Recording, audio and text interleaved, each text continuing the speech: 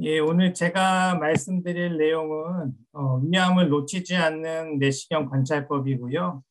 위내시경 검진은 위암 관련 사망률을 약 절반 정도 낮추는 효과를 가지고 있습니다. 이와 대조적으로 어퍼지아의 시리즈는 그 효과가 없었음을 최근 보고에서 발표한 바가 있습니다.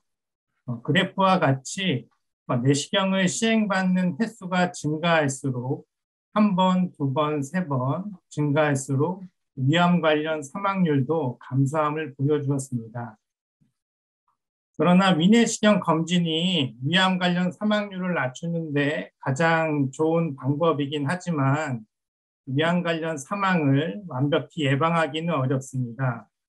실제로 위암을 진단받은 사람들 중에 평균적으로 약 10% 정도는 이전에 위내시경을 시행받은 적이 있다고 보고를 하고 있습니다. 이전에 네거티브 EGD로 이제 진단 내시경을 받았지만 3년 이내에 어드밴스드 게스트릭 캔서를 진단받은 사람들의 케이스고요. 주로 미스드 리전, 그러니까 놓치기 쉬운 블라인드 포인트에서 발생한 위암들을 보면 먼저 파일로러스 케이스들을 보시겠습니다. 모양이 SMT-like하고 좁은 파일로릭 루멘이 매우 좁기 때문에 그 안에 있는 중심 병변이 잘 보이지 않는 특징들을 가지고 있습니다. 세 명이 다 모두 다른 환자의 케이스고요. 공통적으로 좀 SMT-like하다. 그리고 루멘이 매우 좁기 때문에 얼서 병변을 자세히 들여다보지 않으면 보이지 않는 그런 특징들을 가지고 있었습니다. 이 환자도 검진 내시경에서 보니까 약간의 위강의 음식물들이 남아있고 파일로로스가 전체적으로 부어있는 느낌으로 그런 소견으로 관찰되었습니다.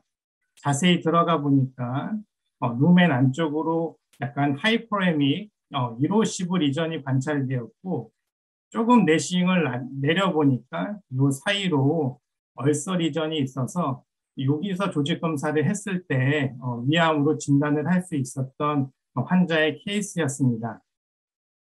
또 한 가지는 카디아도 상당히 블라인드 에어리어라고 할 수가 있는데요. 마찬가지로 네로우 루멘이고 또 엔도스코픽 스코프에 의해서 포스테로 엘시 사이드는 잘 보이지 않는 그런 특징을 가지고 있습니다.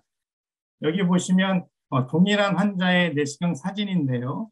이렇게 레트로 플렉션으로 했을 때 잘 보이지 않았던 병변이 살짝 스콥을 틀어주니까 얼리 좀 조기에 그 게스트릭 캔서 소견을 관찰할 수가 있었습니다. 또 한 가지는 그 이지 정션에 생기는 캔서들은 환자의 레스피레이션에 따라서 모양이 달라지기 때문에 이럴 때 보면 그냥 센티넬 플립처럼 보이는 병변이 환자가 인스피레이션 한 상황에서 보니까 이렇게 좀 디퓨즈, 인필트레이션을 보이는 캔서 소견이었고 이 환자도 AGC로 진단된 환자였습니다. 이 환자는 3년 전에 스크리닝 엔도스코피를 시행한 환자인데 어느 부위가 이상한지 좀 보이시나요? 이게 미드바디 쪽인데 미드바디 안테로지시 쪽을 보면 약간 폴드가 두꺼워져 있는 부분이 관찰되고 있습니다.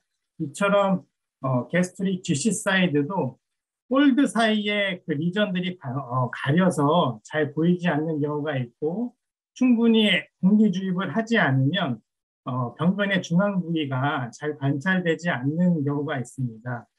2년 후에 내시경을 다시 해보니까 상당히 AGC로 진행된 상태였고 이렇게 폴드와 겹쳐서 메스 병변이 관찰되었고 중앙 병변이 폴드 사이에 있었음을 확인할 수가 있었습니다. 또 한 가지는 저희가 내시경을 포워드 뷰로 봤을 때 바디 포스테리어월 사이드를 잘 관찰하지 못하는 부분들이 있는데요. 이 내시경도 1년 전에 내시경을 했지만 로우 바디 포스테리어 쪽에 병변이 있음을 이렇게 후양적으로 보면 알 수 있었고 1년 후에 내시경을 했을 때 상당히 병변이 조금 스판테니어스 블리딩도 보이고 또 레트로플렉션을 해서 보면 좀 메슬라이크 리전으로 이 환자도 어드밴스드 게스트릭 캔서로 진단된 환자여서 바디의 포스테리어 사이드를 주의 깊게 관찰하는 것이 매우 중요한 포인트라고 말씀드릴 수 있겠습니다. 이거는 다른 병원 데이터인데요. 다른 병원 데이터에서도 리스트 캔서의 로케이션을 살펴보면 카디아도 상당히 많고요. 파일로러스도 각각 한 10% 정도의 그런 포션을 보이고 있고, 주로는 바디에 이런 미스트 리전이 있었다고 보고한 바가 있고, 최근에 저희 병원 데이터를 살펴보니까 파일로러스가 약 8%, 진단된 내시경의 게스트릭 캔서에 비해서 유의하게 좀 높은 영향을 보였고요. 바디도 역시 많은데 바디에서도 주로는 포스테리어 월 사이드 그리고 폴드가 많은 GC 사이드에 이러한 미스트 게스트릭 캔서일 가능성이 많기 때문에 이런 부위들을 내시경 검진을 하실 때 놓치지 않고 잘 관찰하는 게 중요하겠고요. 아까 말씀드린 대로 카디아도 유의하게 좀 많은 미스트 리전이 잘 발생할 수 있는 부위라고 이렇게 저희 병원 데이터를 살펴본 바가 있습니다. 스크리닝 콜로노스코피의 퀄리티 인디케이터는 이미 여러 가지 에비던스를 통해서 몇 가지 지표들이 쓰이고 있습니다. 대표적으로 시칼 인투베이션 레이트, 그리고 아데노마 디텍션 레이트, 그리고 위도드롤 타임입니다. 이런 것들이 인터벌 콜렉탈 캔서의 예측 인자로서 여러 연구에서 입증이 됐고 사용되어지는 지표들인데요. 이것도 위드로돌 타임이 증가할수록 인터벌 콜렉탈 캔서의 발생률이 그만큼 감소함을 보여주었던 연구입니다. 하지만 이제 적절한 시간이 중요하겠죠. 계속 너무 오래 관찰한다고 해서 이것 플라투를 이루기 때문에 적절한 6분, 저희 가이드라인에서는 6분 이상의 위드드롤 타임을 권고를 하고 있습니다. 하지만 미내시경은 그냥 콜로노스코피에 비해서 이런 좀 퀄리티 인디케이터가 좀 에비던스가 부족한 편인데요. 이거는 그 미국에서 트레이니들의 좀 컴피턴시 벤치마크로서 내세운 몇 가지 지표들이 있습니다. 콜로노스코피의 경우에는 18 인투베이션 레이트가 90% 이상인 경우, 그리고 인투베이션 타임이 15분 이내로 삽입이 된 경우, 그리고 콜린 미스 레이트가 25% 이하인 경우, 그리고 여러 가지 그 병변을 보는 스킬이나 인지 능력이 3.5 이상인 경우를 트레이니들을 대상으로 조금 그 러닝 커브를 어느 정도 도달했다라는 벤치마크로 볼 수 있는 지표들이 이렇게 4개가 있고, 이것도 웨스턴에서 그렇게 해서 제공한 EGD에 대한 컴피턴시 레이트 그 지표들인데, 디오데넘 세컨 포션 인투베이션 레이트가 95% 이상인 경우, 그 인투베이션 타임이 4.75분 이내인 경우, 그리고 전체 프로시저 타임이 12.5분 이내인 경우, 그리고 병변을 보거나 그런 여러 가지 스킬들이 3.5 이상인 것을 지표로 내주었지만 약간 우리나라에서는 맞지 않는 것 같습니다. 왜냐하면 우리나라는 미내시경을 상당히 많이 하는 나라이고 벌써 박심 트레이닝이나 여러 가지 그런 트레이닝을 통해서 이 정도로 할 수 있는 선생님들은 한 내시경을 좀 해보면 충분히 도달할 수 있는 지표라서 저희 나라에서 미내시경의 관찰 요령의 지표라고 보면 위암을 놓치지 않는 관찰법이 트레이닝의 가장 중요한 핵심 목표라고 할 수 있을 것 같습니다. 위암을 놓치지 않는 법에 대해서 세부적으로 말씀을 드리면 첫 번째로 내시경 전 준비 사항에 대해서 말씀을 드리도록 하겠습니다. 먼저 그 스크리닝 받는 내시경의 인디케이션과 리스크 스트리티피케이션을 해야 합니다. 내시경 전에는 위험 인자를 이제 파악하는 게 중요한데요. 이제 제너럴하게 일반적으로 위암의 위험 인자라고 할 수 있는 것은 메일 젠더, 그리고 위암의 가족력이 있는 경우, 그리고 이전에 조기 위암으로 내시경 결제서를 받은 경우, 그리고 헬리코박터 파일로리 감염이 있는 경우에 위암의 위험 인자라고 할 수가 있겠고요. 그리고 패밀리아 아데마토스 폴리포시스인 경우 린치 신드롬과 같은 유전성 암에서도 위암의 발생률이 증가한다고 알려져 있습니다.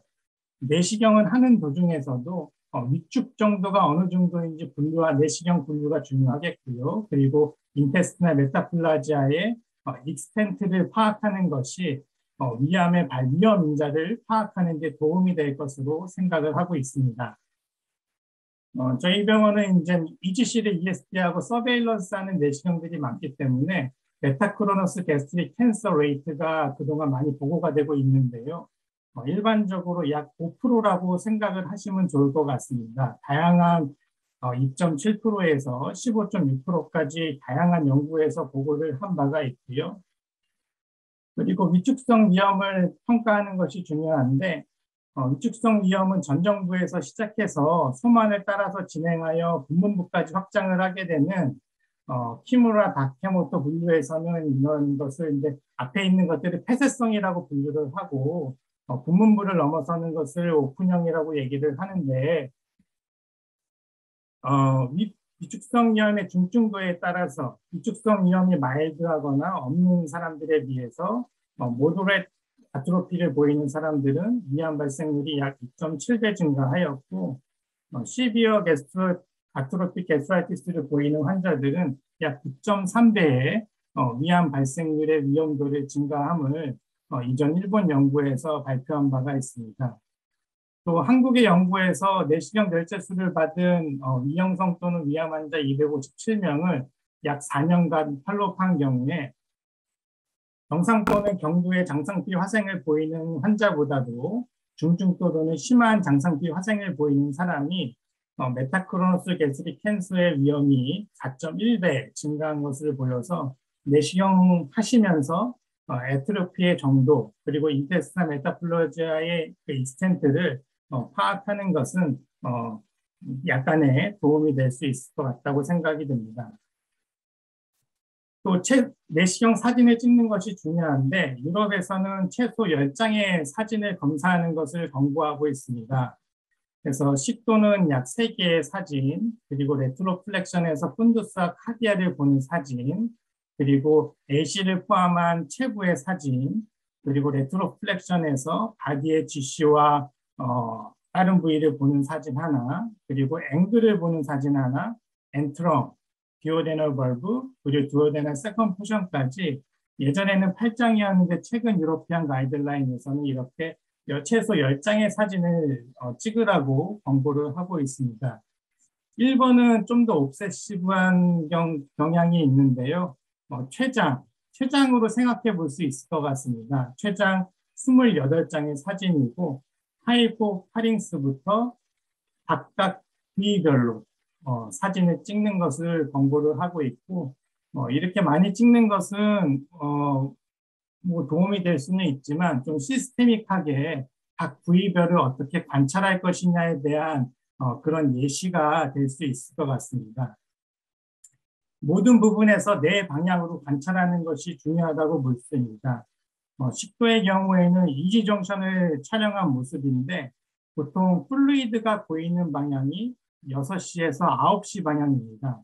만약에 선생님들이 내시경 병변에 대한 기술을 해주셨을 때에도 식도의 3시, 6시, 9시, 12시 방향을 안다면 2시 방향에 어떤 센티넬 플립 흡연이 보였다. 이런 것들을 플루이드가 환자가 레프트 디프리터스 포지션에 있을 때 플루이드가 어느 쪽에 보이는 것을 확인하고 그쪽 방향을 표시할 수 있고요. 이렇게 여러 방향으로 관찰을 하는 것이 중요하겠고 위를 관찰할 때도 엔트럼의 안테리어 월, 레서 커버처, 포스테리어 월, 그리고 GC 사이드 각각에 대해서 네 방향으로 관찰하는 것이 중요하다고 일본의 선생님들은 그렇게 얘기를 하고 있습니다. 이거는 이준행 교수님께서 저희에게 지침으로 이전에 소개해 주셨던 부분인데요.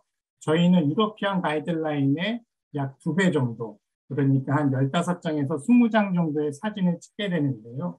식도는 4장, 12장 2장, 나머지는 위 8장에서 엔트럼을 포함한 원이부 4장과 또 카디아 푼두스를 포함한 근이부 4장을 기본적으로 시행하는 것으로 되어 있고 경소가 발견되면 최소한 원경, 중간, 근경, 그리고 조직검사 후에 사진을 남겨두어서 이게 이제 나중에 이 사진을 보는 선생님께서 잘 파악할 수 있도록 이런 것들을 남겨두는 것이 중요하겠습니다.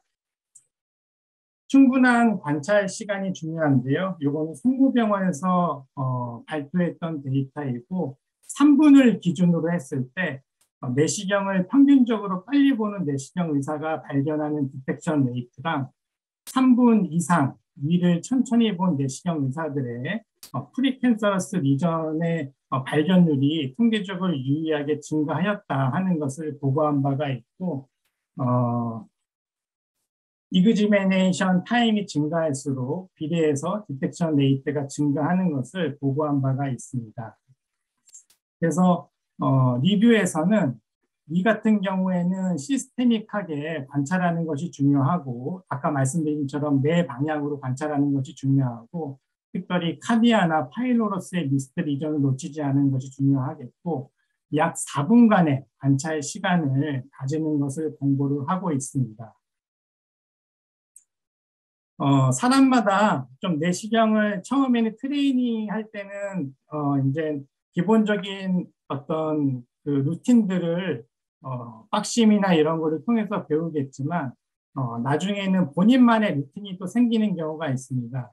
예를 들어서 메이저리그 베이스볼 선수가 처음에는 뭐 공을 치는 모습들이 다 스탠드하게 되었지만 나중에는 막 배트를 흔들면서 치는 사람 이렇게 다양해지는 것처럼 본인의 루틴이 다 달라질 텐데요. 저의 루틴을 한번 보여드리면 먼저 파링스를 촬영을 하고요. 그리고 이제 인서션을 시행을 합니다. 인서션이 잘 안 되네요.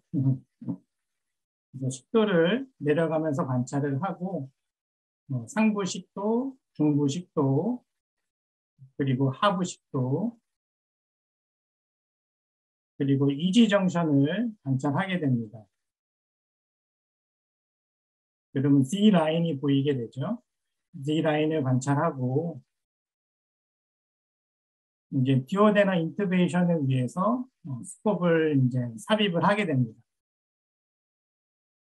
삽입할 때 파일로러스로 들어가기 전에 파일로러스를 잘 관찰하는 게 중요하겠고요. 아까처럼 파일로러스는 그 블라인드 에어리어이기 때문에 삽입하기 전에 좀 관찰을 하는 것이 중요하겠습니다. 디오데나 벌브를 전체적으로 관찰하면서 사진을 찍고 디오데넘 세컨 포션으로 라이트 앵글을 유도도록 하면서 관찰을 하게 되고 AOB가 보이면 사진을 찍는 것이 중요한데 또 그 아나토미에 따라서 잘 안 보이는 사람들이 분명히 존재는 합니다. 그 다음에 이제 엔트럼으로 나와서 엔트럼을 관찰을 하게 되고요. 디스털 엔트럼을 관찰을 하고 약간 엘리베이터 리전이 있어서 이 부위를 좀 유심히 보고 있는 것 같습니다. GC 사이드를 관찰을 하고요. 네, 전체적으로 한번 보고 안테리어 사이드를 관찰을 시작을 하고 GC 사이드를 보고 포스테리어 사이드를 보고 또 LC 사이드를 관찰하게 됩니다. 하고 프록시말 엔트럼을 관찰을 하게 되고요. 앵글도 한번 관찰을 하게 됩니다. 레트로플렉션 하여서 플루이드를 좀 흡인을 하고 푼두스와 카디아를 관찰하게 됩니다. 카디아 주변도 블라인드 에어리어이기 때문에 360도 돌려가면서 놓치는 병변이 없는지 잘 관찰을 하셔야 됩니다. 이런 데가 블라인드 포션이 될 수 있겠죠. 그리고 이제 내려오면서 LC 사이드를 보게 되는데 LC 사이드를 볼 때도 LC 사이드, 안테리어 월, 그리고 포스테리어 월 다 모두 관찰을 하게 됩니다. 포스테리어 월, LC 사이드, 안테리어 월. 마지막으로 앵글의 포스테리어 월, 안테리어 월을 함께 관찰을 하게 되고요. 내시경을 빼면서 GC 사이드를 보면서도 포스테리어 월, LC 사이드, 안테리어 월, 포스테리어 월 함께 관찰을 하고요. 지금 미드바디 쪽으로 와서 포스테리어 월, GC 사이드, 그리고 안테리어 월을 관찰을 하게 됩니다. 마지막으로 이제 하이바디를 관찰하게 되고요. 하이바디에서도 안테리어 월, GC 사이드, 포스테리어 월, 그리고 푼딕, GC 사이드를 관찰을 하게 되고, 카디아에서 바로 보이는 이 하이바디 포스테리어 월도 블라인드 에어리어이기 때문에 한 번 더 관찰을 하고 내시경을 이제 하게 되고요. 이분은 아마도 엘리베이티드 메타플라지아라는 생각이 드는데요. 혹시나 디스플라지아가 있을 것 같아서 조직 검사를 하는 모양이고요. 조직 검사하기 전에 MBI로 병변을 관찰하는 그런 과정입니다. 그래서 내시경 코셉을 해가지고 조직 검사를 하는 모습이고요. 병변을 정확하게 타겟팅해서 조직 검사를 하였습니다. 뭐 캔서 같지는 않으니까 저는 한 2조각 정도 조직 검사를 시행을 하였습니다. 예, 2개 정도 했고요. 그 다음에 식도를 보면서 나오는 건데요. 이제 식도를 보면서 나올 때도 Z라인, 이지 정션을 잘 한번 다시 관찰을 하게 되고, 그리고 하부식도, 그리고 중부식도. 근데 중부식도를 보니까 조금 하이퍼레믹한 플랫 리전이 관찰되고 있습니다. 선생님들은 뭐라고 생각하시는지요? 표재성 식도암 가능성이 충분히 있는 병변이라서 전체적으로 한번 관찰을 하고요. MBI로 한 번 더 관찰을 시작을 했습니다. MBI로 관찰을 하니까 보이딩 에어리어가 관찰이 되었고 표재성 식도암에 합당한 소견으로 확인이 되었습니다. 그래서 이제 루골을 염색을 시행을 했고요. 루골 염색을 하고 나니까 병변의 경계는 아마도 더 확실하게 관찰이 될 것 같습니다. 보면 중부식도에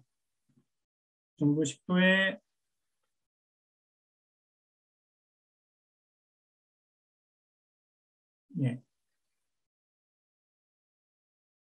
중부식도의 관강의 약 절반 정도를 침범하고 있는 플랫 리전이라고 생각이 들고요.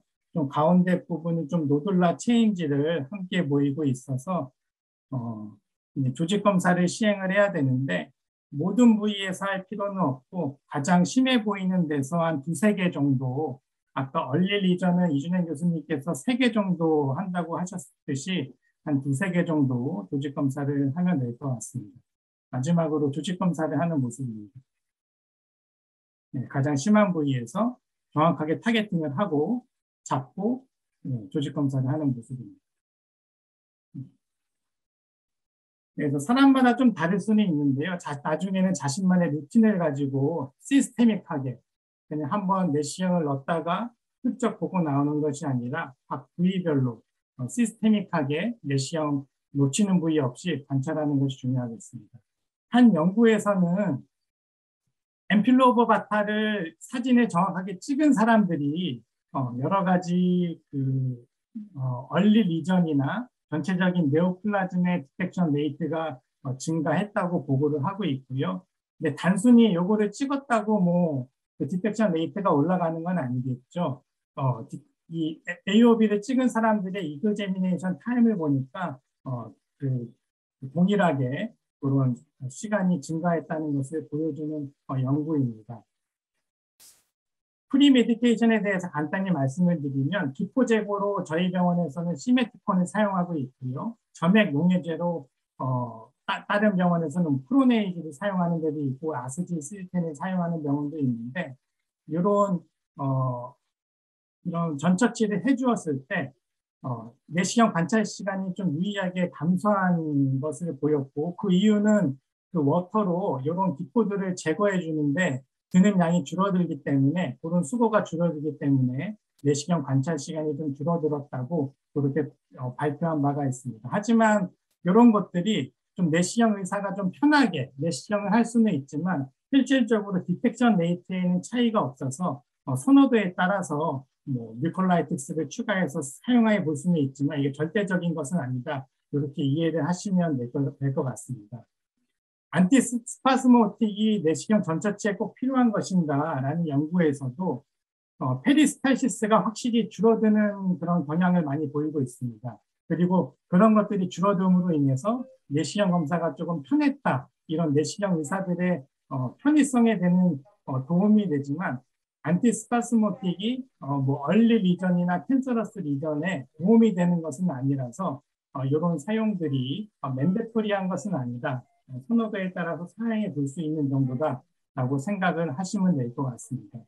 세데이션은 어떠냐면 최근에 나온 레트로스펙티브 연구를 보시면 세데이션을 받은 분이 좀 얼리 하이그레이드 리전과 얼리 캔서러스 리전이 10도와 위에서 더 유의하게 더 많이 발견한 것을 보여지고 있으나 이 연구를 자세히 보면 세데이션한 그룹이 훨씬 더 마그네파잉 엔도스코피를 더 많이 시행을 했고 여러 가지 그 염색을 많이 시행을 했었고 옵저베이션 타임도 세데이션을 시행하지 않은 사람들에 비해서 더 많은 관찰 시간을 가졌다는 것을 참고를 하면 세데이션에 통한 이펙트보다는 이런 관찰 시간이 얼리 비전을 발견하는 데 도움이 되지 않았나 이런 것들을 생각해 볼 수 있는 그런 거였습니다.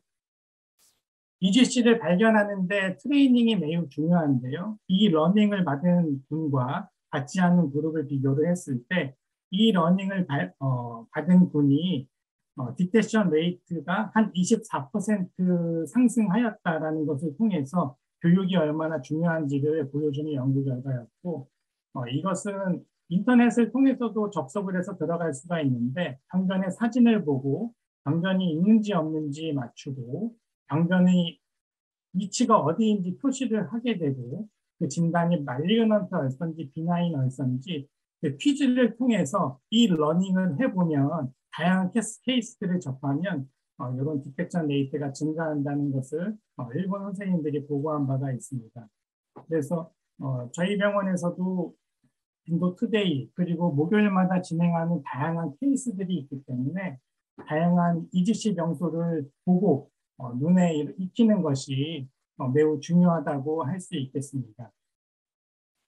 바이옵시에 대한 내용인데요. 바이옵시를 많이 시행할수록 당연히 디텍션 레이트가 증가는 하겠지만 또는 검사 시간, 의료 비용을 고려하지 않을 수는 없습니다.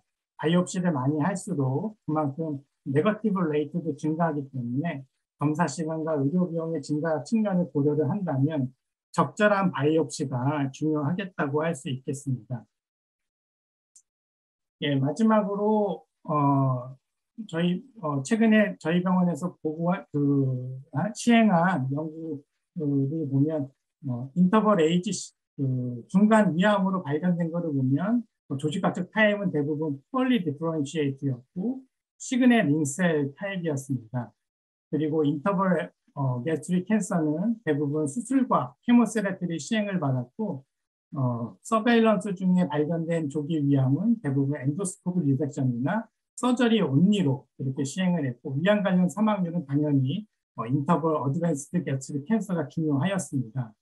여러 가지 위험 인자를 멀티베리어블 어널리시스로 시행을 해본 결과 옵저베이션 타임이 중요한데 옵저베이션 타임이 적은 사람은 인터벌 어드밴스드 게스트 캔서의 발생률이 약 1.7배 정도 상승함을 보였었고 보통 저희가 게스트릭 캔서 인터벌 타임을 1년 또는 2년 정도 가지는데 한 3년 정도 가진 사람들이 인터벌 어드밴스드 게스트 캔서의 위험 인자였습니다. 마지막으로 정리하겠습니다. 그래서 처음에 이제 내시경 시행의 적응증과 위험의 위험 인자를 파악하는 것이 중요하겠고 전처치로 내시경 시행을 좀 용이하게 하기 위해서 기포 제거제, 점액 용해제, 진정제를 사용해 볼 수 있겠습니다. 또 적절한 사진 촬영과 조직 검사가 중요하겠고 또 충분한 관찰 시간. 서구에서는 이 관찰 시간은 약 4분 정도 얘기를 하고 있는데요. 적어도 3분 정도 관찰하는 것이 중요하겠고요. 아까 말씀드린 맹점들, 파일로로스, 카디아, 그리고 바디 주시 사이드와 포스테리어 사이드는 블라인드 에어리어이기 때문에 그 부분들을 놓치지 않고 관찰하는 것이 중요하겠고, 마지막으로 어떻게 보면 제 트레이닝 선생님들께 가장 중요하다고 할 수 있겠는데, 병변을 잘 학습하는 것, 트레이닝하는 것이 진단력 향상에 도움이 된다는 그런 실질적인 자료들이 있기 때문에 저희 병원에서 많이 하는 거고요. 그런 교육 기회를 잘 살려서 1년 동안 잘 트레이닝 받으시고 좋은 시간들이 되어줬으면 좋겠습니다. 제가 몇 가지 코멘트 더 하겠습니다. 김태준 교수님 말씀하신 것 중에 역시 내시경은 시스테믹하게 루틴에 따라서 충분한 시간 관찰하는 게 중요할 것 같고요. 12지진까지 들어가서 위만 관찰하는 시간이 3분 이상이어야 되니까 목부터 목까지 시간을 따지면 5분 정도 관찰하는 게 적절하거든요. 그래서 너무 짧은 시간 관찰하지 않도록 해주시기 바라고요. 두 번째는 목 마취는 지금까지는 리도케인 스프레이로만 다 해왔는데 리도케인 스프레이는 비록 일회용을 쓰고 있으나 팁만 일회용이지 통은 일회용이 아니거든요. 그래서 2022년 3월 혹은 4월부터 리도케인 스프레이를 쓰지 않고 가글링, 베로케인인가라는 약이 있습니다. 그걸로 바꿀 예정입니다. 근데 과거에 리도케인 스프레이를 써왔기 때문에 환자들이 목이 마취가 덜 된 것 같다라고 하는 수가 있거든요. 그러면 스프레이를 한두 번 추가해 줄 수 있다고 생각하고요.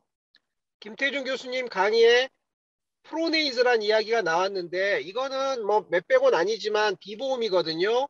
그래서 아직 우리 병원에서 루틴으로 쓰고 있지 않으나 사실은 점액이 제거되기 때문에 좀 더 깨끗한 이미지를 볼 수 있고 시간도 조금 단축된다는 이야기도 있어서 비록 몇백 원의 비보험이긴 합니다만 도입할 예정으로 준비하고 있어서 아마 상반기에 우리 병원도 특별히 예외가 아닌 이상 프로네이즈를 다 쓰는 것으로 하고 싶습니다. 성모병원도 그렇게 하고 있고 건국대병원도 그렇게 하고 있거든요. 그 다음 진정내시경 관련해서는 물론 대장내시경 할 때는 페티딘과 미다졸람을 다 써야 됩니다만 상부이장관 내시경 특히 연세가 있으신 분들 환갑이나 이상 이후에는 페티딘 쓰지 않고 미다졸람 단독으로 하셔도 좋거든요. 그럼으로써 마약 사용을 좀 줄이는 방향을 추천하고요. 조직검사는 내시경을 처음 배우시는 분들은 조직검사 하고 싶은 곳이 한 환자당 10곳쯤 되거든요. 그거 다 하지 마시고요. 자세히 봐서 가장 의심되는 곳만 소수하시도록 추천드립니다.